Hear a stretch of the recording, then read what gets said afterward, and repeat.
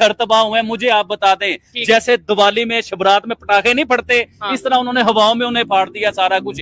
या तो उनके कोई तबाहियां हुई हैं, उनकी गाड़ियां तबाह हुई हैं, या उनकी बिल्डिंगें तबाह हुई हैं, उनके लोग मरे हैं। तो मुझे आप बताएं भाईजान, इससे पता चलता है कि एक बहुत बड़ी टेक्नोलॉजी है, उनका डिफेंस बहुत बड़ा है। क्या समझते हैं इस दफा पाकिस्तान में नारे लगेंगे कि मोदी का जो यार है गद्दार है? देखिए चो साहब, मैं इसके ऊपर आपको सिंपल सी बात ये करना चाहूंगा कि जहलत हमारे अंदर से जब तक खत्म नहीं होगी, तालीम हमारे लोगों को जब तक नहीं मिलेगी, एजुकेशन नहीं मिलेगी, इन्हें समझ भी तो आनी चाहिए ना कि सिर्फ गद्दारी के या झगड़ों के या जंग के नारों से मुल्क को क्या मिलता है। मुल्क हमारा किस जगह पे आगे खड़ा हो गया है, हम फकीर बन के रह गए पूरी दुनिया के बीच में। चो साहब समझे इस चीज को। और डॉक्टर जयशंकर की अगर हम बात करें, ये वही फॉरेन मिनिस्टर हैं जिनके इंटरव्यू बहुत ज्यादा फेमस रहते हैं। मैं कहता हूं कि ये वही फॉरेन मिनिस्टर हैं जिन्होंने यूएसए को भी सीधा सीधा जवाब दिया, यूएसए की मीडिया को भी बोला कि यूएसए कौन होता है पाकिस्तान इंडिया के अंदर कोई भी इशू हो रहा है उसके ऊपर। डॉक्टर जयशंकर की मैं बात बताता हूँ। हिंदुस्तान ने जब रशिया से ऑयल लिया था ना, तो अमेरिका ने उस टाइम कहा था कि आपने जो ऑयल क्यों ले लिया,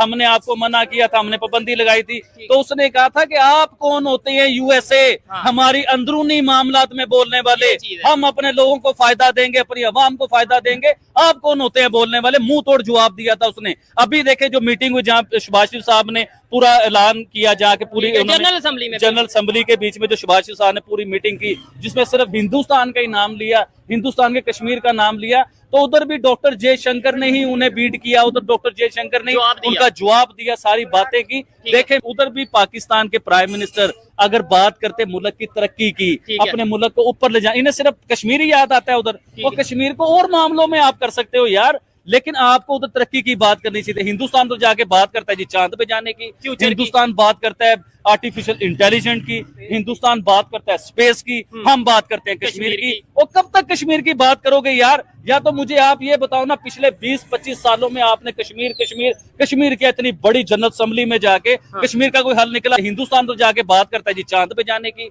हिंदुस्तान बात करता है आर्टिफिशियल इंटेलिजेंस की, हिंदुस्तान बात करता है स्पेस की, हम बात करते हैं कश्मीर की। और कब तक कश्मीर की बात करोगे यार? या तो मुझे आप ये बताओ ना, पिछले 20-25 सालों में आपने कश्मीर की इतनी बड़ी जनरल असेंबली में जाके कश्मीर का कोई हल निकला? तो मुझे आप बताओ कोई हल निकला? इंडिया वाले तो ये कहते हैं आप जाके 100 दफा जनरल असेंबली में बोलो, यूनाइटेड नेशंस में बोलो, हम यूनाइटेड नेशंस को कश्मीर के मामले में मानते ही नहीं।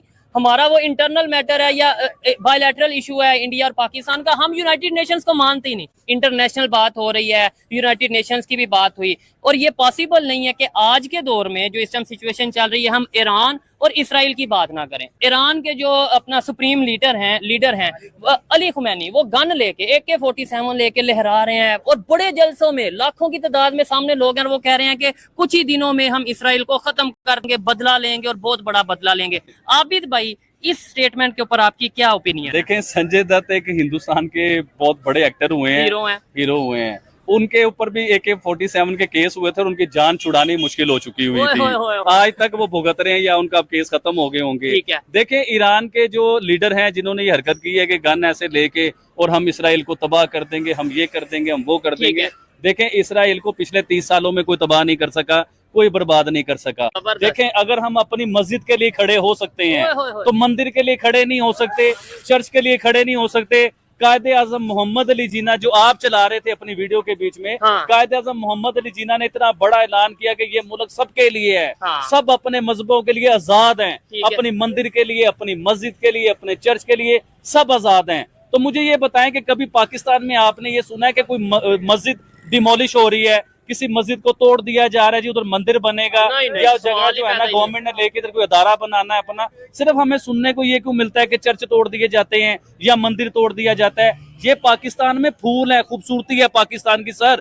थोड़े से चर्च है, थोड़े से मंदिर हैं, तो इन्हें जिंदा रहने दें। पाकिस्तान की खूबसूरती है, आलमी दुनिया में हमारी इज्जत बनती है चीज को लेके। और जिन लोगों को ये लगता है कि भाई मिनोरिटीज के साथ खड़े होने से पाकिस्तान का इमेज खराब होता है, मैं ये कहता हूँ मिनोरिटीज के साथ खड़े होने से पाकिस्तान का इमेज बेहतर होता है। ये पता चलता है कि यार चलो जैसे भी हालात हैं, लेकिन कोई ना कोई लोग तो मौजूद हैं जो कि Hindu community, Christian community, Sikh community, जहाँ पे अगर कहीं पे जुल्म होता है उनके साथ जाके खड़े होते हैं। ये हर एक की अपनी अपनी फिर खड़े होंगे। अगर फिर कोई ऐसा मामला होगा तो पूरी दुनिया को बताएंगे कि ये सब कुछ हो रहा है।